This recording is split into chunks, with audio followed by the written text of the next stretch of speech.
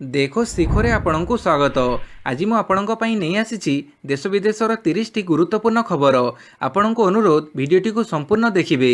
Number 1, ଶୀତ ଅଧିବେଶନରେ ଉଭୟ ଗୃହରୁ 92 ସାଂସଦ ନିଲମ୍ବିତ।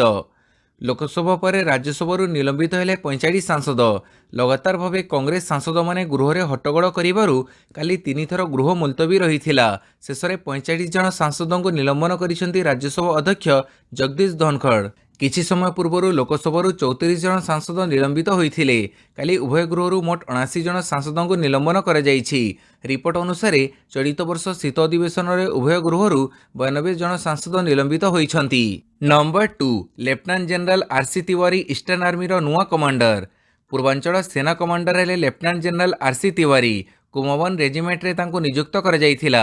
ସେ ଡିସେମ୍ବର 31ରେ କୋଲକାତା ମୁଖ୍ୟାଳୟ ପୂର୍ବାଞ୍ଚଳରେ ବର୍ତ୍ତମାନର ଲେଫ୍ଟନାଣ୍ଟ ଜେନେରାଲ ଆର୍.ପି. କାଲିଟାଙ୍କ ସ୍ଥାନ ନେବେ। ଲେଫ୍ଟନାଣ୍ଟ ଜେନେରାଲ କାଲିଟା ଡିସେମ୍ବର 31ରେ ଅବସର ନେବେ। ନମ୍ବର 3, ଦେଶରେ ବିନା ଡ୍ରାଇଭରରେ କାର୍ ଚାଲିବାକୁ ଦିଆଯିବନି, କହିଲେ ଗଡ଼କରୀ। ଦେଶରେ ବିନା ଚାଳକ ଅର୍ଥାତ୍ ଡ୍ରାଇଭରଲେସ୍ କାର୍ ଚାଲିବ ନାହିଁ। କେନ୍ଦ୍ର ସଡ଼କ ପରିବହନ ରାଜମାର୍ଗ ମନ୍ତ୍ରୀ ନୀତିନ ଗଡ଼କରୀ ପୁଣି ଥରେ ମାନବରହିତ କାର୍କୁ ସାର୍ବଜନୀନ ମଞ୍ଚରୁ ବିରୋଧ କରିଛନ୍ତି।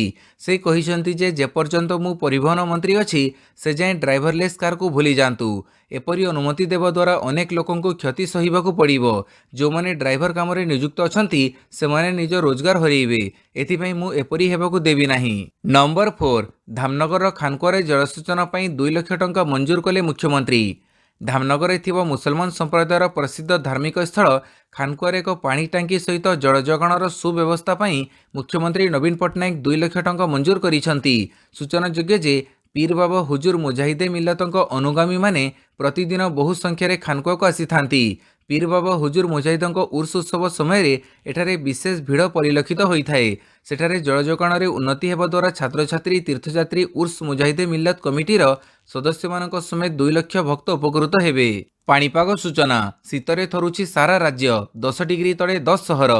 ଶୀତରେ ଥରୁଛି ସାରା ରାଜ୍ୟ, ଧୀରେ ଧୀରେ ବଢ଼ୁଛି ଜାଡ଼। ଗତକାଲି ରାତିରେ 10 ସହରର ତାପମାତ୍ରା 10 ଡିଗ୍ରୀ ତଳକୁ ଖସି ଆସିଥିଲା।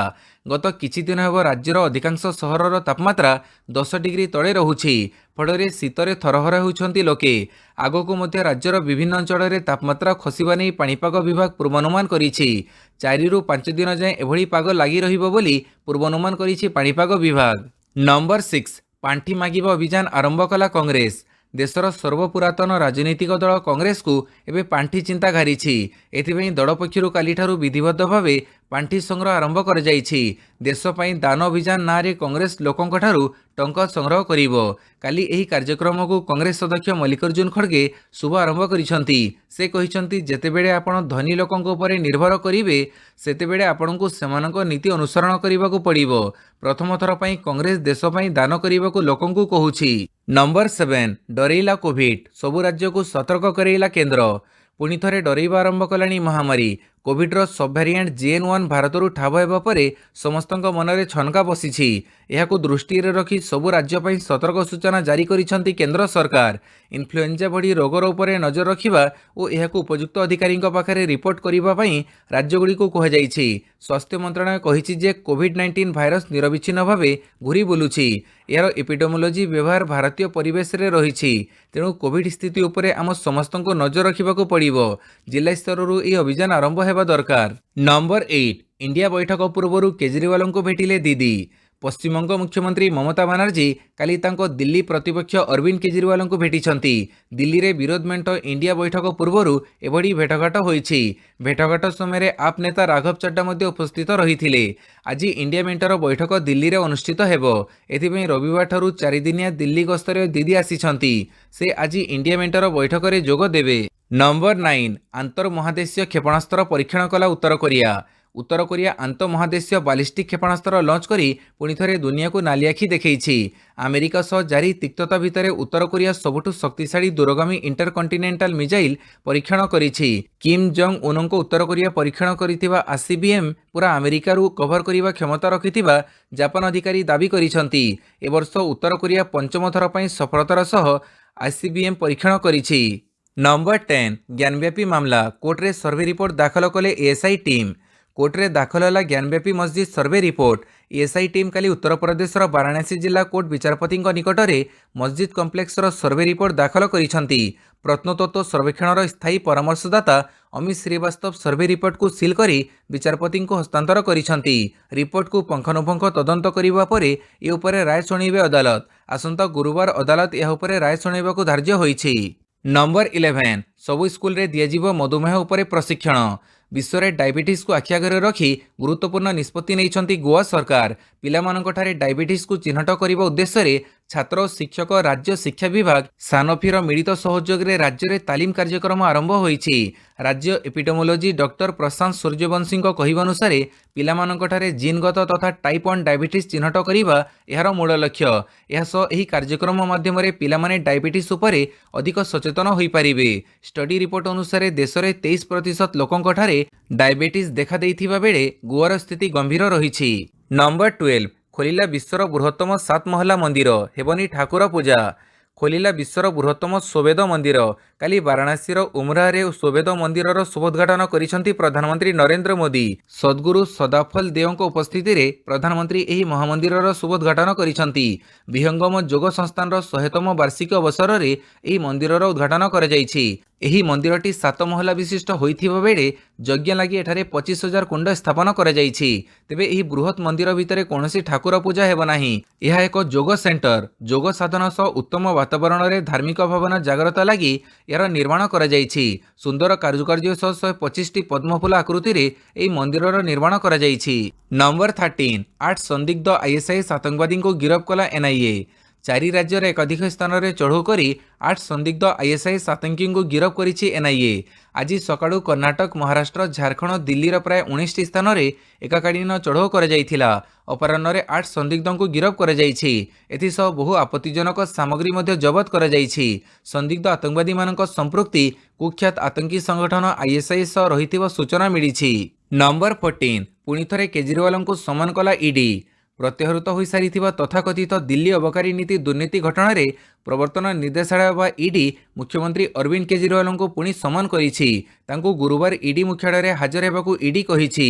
एहा पूर्वरु समान मामला रे ईडी केजरीवाल को नवेम्बर 2 रे हाजर हेबाकू समन करिथिले किंतु से हाजर होई नथिले। नंबर 15 इतिहास सृष्टि कला भारतीय विमान सेवा प्रदानकारी कंपनी इंडिगो।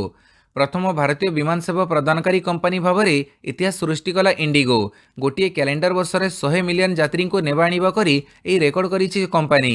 एने इंडिगो पक्षरु सूचना दिया जाइछि। एक सांबादिक सम्मेलन में विमान कंपनी कहिछि जे इंडिगो एही सफलता हासिल करी विश्वर सफल एयरलाइन क्लब रे सामिल होइछि। एते संख्यक यात्री यातायात जोगु इंडिगो को विश्वर 10टी बड़ एयरलाइन मध्य सामिल होइछि। नंबर 16 14 जन भारतीय मत्स्यजीवी को गिरफ्त कला श्रीलंका नौसेना। 14 जन भारतीय मत्स्यजीवी को गिरफ्त कला श्रीलंका नौसेना। जलसीमा पार हो माछ धरिबा नहीं सेमानक नारे अभियोग रही। मत्स्यजीवी डंगा मध्य जबत कर सहित चलित वर्ष मोट गिरफ्त संख्या प्राय 240 रे पहुंची। नौसेना सोमवार एक विवृत्ति रे कहिछि जे रविवार उत्तर जाफना उपद्वीप रे कराईनगर उपकूल में मत्स्यजीवी को गिरफ्त कर नंबर 17 संसदर सुरक्षा त्रुटि तदंत ପାଇଁ 6 राज्य में पहुंचला पुलिसर स्वतंत्र टीम। संसदर सुरक्षा त्रुटि घटना को नहीं खोड़ताड़ करुछि दिल्ली स्पेशल सेल पुलिस। सद्यतम रिपोर्ट अनुसार तदंत ପାଇଁ पुलिस 6टी राज्य में पहुंची। राजस्थान कर्नाटक हरियाणा उत्तर प्रदेश और पश्चिमबंग में दिल्ली स्पेशल सेल पुलिस पहुंची छानबीन आरंभ करिछि। गतकाली राजस्थान एक परित्यक्त स्थानरू अभियुक्त मानक पड़ा जाइथिबा सेलफोन पार्ट्स पाइथिला। दिल्ली स्पेशल सेल पुलिस 50टी पृथक टीम गठन करी अभियुक्तों डिजिटल और बैंक डिटेल्स जांच करुछि। नंबर 18 पाकिस्तान सेना मुख्यों को अमेरिकार चेतावनी। अमेरिका गस्तर आसथिबा पाकिस्तान सेना मुख्य जनरल असीम मुनीर को कड़ा चेतावनी देइछि बाइडेन प्रशासन। अमेरिका स्पष्ट करिछि जे पाकिस्तान अर्थनैतिक कॉरिडोर रे चीन अनुप्रवेश को सीमित रखिबा उचित। यार सुरक्षा व्यवस्था रे पहुंचीबाको अनुमति देबा उचित नुहे। या सहित भारत सहित शांति प्रतिष्ठा पई उद्यम करा जिबा उचित बोली कहिछि अमेरिका। रिपोर्ट अनुसार पाकिस्तान रे चीन सुरक्षा पोस्ट को बंद करिबा हेउछि अमेरिकार एही पदक्षेप। नंबर 19 ईशान बुखारी को 5 दिन रिमांड पई अनुमति। चंडीखोलरू कश्मीर आतंकवादी गिरफ घटना। गिरफ आतंकवादी ईशान बुखारी को रिमांड रे नेबाको अनुमति देले चंडीखोल जेएमएफसी कोर्ट। पुलिस 7 दिन रिमांड पई आवेदन करिथिबा बेले कोर्ट 5 दिन पई अनुमति दैछंती। गिरफ परे सोमवार एसटीएफ चंडीखोल कोर्ट रे हाजर करिथिला। नंबर 20 उमेश पाल हत्याकांड जेल भितरे आखि बुझिला अभियुक्त नफिस बिरियानी। बहुचर्चित उत्तर प्रदेशर प्रयागराज उमेश पाल हत्याकांड मामलार आउ जणे अभियुक्तर मृत्यु होईछि। एही हत्याकांड मामलारे सामिल थिबा नफिस बिरियानी जेल भितरे आखि बुझिछि। से माफिया अतीक अहमदर अति घनिष्ठ थिला। सूचना मुताबक रविवार राति रे नयनी जेल रे बंद थिबा नफिसर स्वास्थ्यावस्था बिगिड़ी जाइथिला। से छातीरे जंत्रणा अनुभव करिथिला। एहा परे ताकू एसआरएन हॉस्पिटल रे भर्ती करा जाइथिला। सेठारे हृदघात जोगु तार मृत्यु होइथिबा पुलिस कहिछि। नंबर 21 गाजारे हमासर 4 किलोमीटर लंब सुड़ंग ठाब। इस्राएल हमास मध्य युद्ध जारी रही। यह भितर आईडीएफ गाजापट्टी रे हमासर एक विराट सुड़ंग खोजी बाहर करिछि। एही टनेल 4 किलोमीटर लंबा एवं प्रशस्त रही। यह भितर एक कार जीवा भली ओसार होईछि। एही सुड़ंग इंग्रेज क्रॉसिंग पार करी 400 मीटर पर्यंत इस्राएल सीमा को जाइथिबा Israel defence force social media X रे पोस्ट करी दाबी करिछि। नंबर 22 जो बाइडेन कारकेट को धक्का देला कार अल्पके बर्तिले राष्ट्रपति दंपति। अमेरिका राष्ट्रपति जो बाइडेन कारकेट को माड़। विलमिंगटन रे बाइडेन कारकेट को पिटिला कार। पत्नी कारकेट रे जाउथिले राष्ट्रपति बाइडेन। तेबे अल्पके बर्तिले राष्ट्रपति दंपति। तेबे घटना पर गिरफ होइछंती ड्राइवर। सेपटे घटना संपर्क में अधिक अनुसंधान जारी रही। नंबर 23 दाऊद को विष देवा खबर मिछ। सोशल मीडिया रे गुजब प्रचार। पाकिस्तान रो अंडरवर्ल्ड डॉन दाऊद इब्राहिम को विष दिया जाइथिबा खबर को नहीं बड़ सूचना सामना को आसीछि।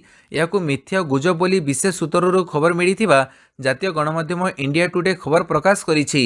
डिसेंबर 17 तारिख रे दाऊद को विष दिया जाइथिबा दाबी करा जिबा परे यह इंटरनेट रे खूब भाइराल होइथिला। नंबर 24 आईपीएल 2024 मंगलवार दुबई रे मिनी ऑक्शन तालिका रे 333 खेलाड़ी। आईपीएल 2024 काउंटडाउन शेष होला अपेक्षा। मंगलवार दिन हेब मिनी ऑक्शन। प्रथम थर पई विदेश रे हेबाकू जाउछि ऑक्शन। आज दुबई रे अपराह्न गोटाए रे हेब खेलाड़ी नीलाम प्रक्रिया। खबर अनुसार 2024 आईपीएल लगी मंगलवार हेब मिनी ऑक्शन। एथिरे मोट 333 खेलाड़ी नीलाम प्रक्रिया रे भाग नेबे। जोंथिरे 241 जन भारतीय खेलाड़ी रहिथिबा बेले 119 जन विदेशी प्लेयर रहिछंती। नंबर 25 अफगानिस्तान खेलाड़ी नबीनुल हकन को बड़ झटका लागिला 20 मासर ब्यान। अफगानिस्तान क्रिकेट टीम रो द्रुत बोलर नबीनुल हकन को बड़ झटका। नवीन 20 मासर ब्यान लगेला इंटरनेशनल लीग टी20। तांको उपरे एही ब्यान चुक्ति उल्लंघन मामला को नहीं लगा जाइछि। नवीन इंटरनेशनल लीग टी20 रे शारजा वारियर्स सदस्य थिले। आउ एही दल सह से चुक्ति उल्लंघन करिथिबा अभियोग होइछि। भिडियोटी को संपूर्ण देखिथिबारु बहुत बहुत धन्यवाद।